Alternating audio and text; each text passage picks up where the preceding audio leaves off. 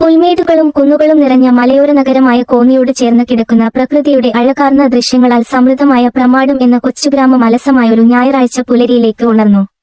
പഴമയുടെ പൈതൃകവും പുതുമയുടെ ചാരുതയുമായി സംഗമിക്കുന്ന വല്യോത്ത് എന്ന ശാന്തസുന്ദരമായ ഇരുനില വീട് ഗ്രാമഭംഗിയുടെ സൗമ്യമായ ഒഴുക്കിനോട് ഇണങ്ങി നിന്നു. ഗോപിനാഥൻ മാഷ് തന്റെ പതിവ് പ്രഭാത സവാരി കഴിഞ്ഞ് വല്യോത്ത് വീടിന്റെ ഗേറ്റ് തുറന്നു അകത്തേക്ക് കയറി. പ്രായം 75 അടുക്കുന്നെങ്കിലും ചിട്ടയായ ജീവിതശൈലി പിന്തുടരുന്നതിനാലും ആരോഗ്യ പ്രശ്നങ്ങൾ ഇല്ലാത്തതിനാലും ഊർജ്ജസ്വലനാണ് അദ്ദേഹം. സിറ്റൌട്ടിൽ ഇരുന്ന് പത്രം വായിക്കുന്ന ഭാര്യ ശാരദയോട് പറഞ്ഞു. ഉണക്ക് കാരണം എത്ര വെള്ളം ഒഴിച്ചിട്ടും ചെടിയെല്ലാം വാടുകയാണല്ലോ ശാരദേ. ആഹ്, ഇനി അതും പറഞ്ഞു ടാങ്കിലെ വെള്ളം മുഴുവൻ എടുത്ത് അതിനൊഴിക്കല്ലേ. ഒന്നാമത് കിണറ്റിൽ വെള്ളം കുറവാ. ആഹ് ശരി, കാപ്പി തണുത്തു കാണും മാഷേ, ഞാൻ ചൂടാക്കി കൊണ്ടുവരാം, അവർ പറഞ്ഞു. ഏയ് വേണ്ട, നീ വായിച്ചു, ഞാൻ ചൂടാക്കി എടുത്താളാം. അദ്ദേഹം അകത്തേക്ക് നടന്നു. റിട്ടയർഡ് ഹെഡ്മാസ്റ്ററായ ഗോപിനാഥൻ മാഷിനും ഭാര്യ ശാരദയ്ക്കും രണ്ടാൺമക്കളാണ്. മൂത്ത മകൻ പ്രദീപ് ഗോപിനാഥ് ഇലക്ട്രിസിറ്റി ബോർഡിൽ എഞ്ചിനീയറാണ്. ഭാര്യ മായ ഹൈസ്കൂൾ അധ്യാപിക. അവർക്ക് 2 മക്കൾ. പാർവതി പ്രദീപ് എന്ന പാറു MA കഴിഞ്ഞു B.Ed ചെയ്യുന്നു. പ്രണവ് പ്രദീപ് എന്ന അപ്പു 2ാം വർഷ ബിടെക് വിദ്യാർത്ഥി. വല്യോത്ത് വീടിന്റെ അതേ കോമ്പൗണ്ടിലാണ് പ്രദീപിന്റെ മനോഹരമായ നീലാംബരി എന്ന വീട്. മാഷിനോടും ഭാര്യയോടും ഒപ്പം കുടുംബവീട്ടിൽ ഇളയ മകൻ പ്രശാന്തും ഭാര്യ രജനിയുമാണ്. രണ്ടാളും ആയുർവേദ ഡോക്ടർമാരാണ്. അവർക്ക് ഒരു മകൻ 9ാം ക്ലാസ് വിദ്യാർത്ഥി റയാൻ എന്ന റിച്ചു.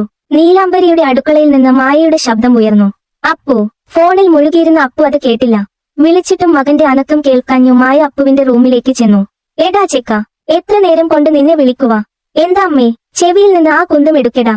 ഒരു ഫോണും പിടിച്ചിരുന്നോളും, വിളിച്ചാലും കേൾക്കില്ല. ഓഹ്, എന്റെ അമ്മയെ കാര്യം പറ. അപ്പുറത്ത് അപ്പൂപ്പനും അമ്മൂമ്മയ്ക്കുമുള്ള ബ്രേക്ക്ഫാസ്റ്റ് കൊണ്ട് കൊടുത്തേ.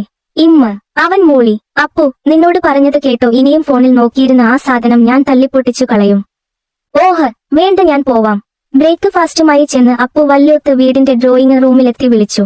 ഹലോ മുത്തുമണീസ്. കൊച്ചുമക്കൾക്ക് 3ആൾക്കും അപ്പൂപ്പനും അമ്മൂമ്മയും മുത്തുമണീസാണ്. ആഹാ, ഇതാരാ? അറിയാത്തോരാ? അപ്പു കുസൃതിയോടെ പറഞ്ഞു. ദാ അമ്മുമ്മേ, അമ്മ തന്നു വിട്ടതാണ്. മോൻ അത് ഡൈനിങ് ടേബിൾ വെച്ചേക്ക്. അപ്പൂപ്പൻ കുളി കഴിഞ്ഞു വന്നിട്ട് ഞങ്ങൾ ഒരുമിച്ച് കഴിച്ചോളാം. പാറു എവിടെ അപ്പു? പഠിക്കുവാനും പറഞ്ഞു റൂമിൽ കേറിയിരിപ്പുണ്ട്. അല്ല അമ്മൂമ്മേ, ചെറിയച്ഛനും രജനിയമ്മയും ഇന്ന് വരില്ലേ? രാത്രിയോടെ വരുമെന്ന് പറഞ്ഞ് നാളെ റിച്ചിന് സ്കൂൾ ഉണ്ടല്ലോ. കുരുപ്പില്ലാത്തോണ്ട് ആനക്കമില്ല, അപ്പു പറഞ്ഞു. ആഹ് ഉവ്, ഗുസ്തി പിടിക്കാൻ ആളില്ലാത്തോണ്ട് നല്ല സങ്കടമുണ്ടല്ലോ അപ്പു. പ്രശാന്തും രജനിയും പ്രശാന്തിന്റെ ഫ്രണ്ടിന്റെ മകളുടെ വിവാഹത്തിനായി കൊച്ചി വരെ പോയിരിക്കുകയാണ്. ഉച്ചയ്ക്ക് അപ്പൂപ്പനും അമ്മയും അങ്ങോട്ട് വരാമെന്ന് അമ്മയോട് പറ. ആകെക്കൂടി ഒരു ഞായറാഴ്ചയാ അവൾക്ക് കിട്ടുന്നത്. അതിന്റെ ഇടയിലായി ഇനി പൊതിഞ്ഞു കിട്ടൽ. ഹോ, അമ്മായി അമ്മയുടെ കരുതൽ. അപ്പു ശാരദമ്മയെ കളിയാക്കി. പോടാ. അവർ വാത്സല്യത്തോടെ അവന്റെ മൂക്കിൽ പിടിച്ചു.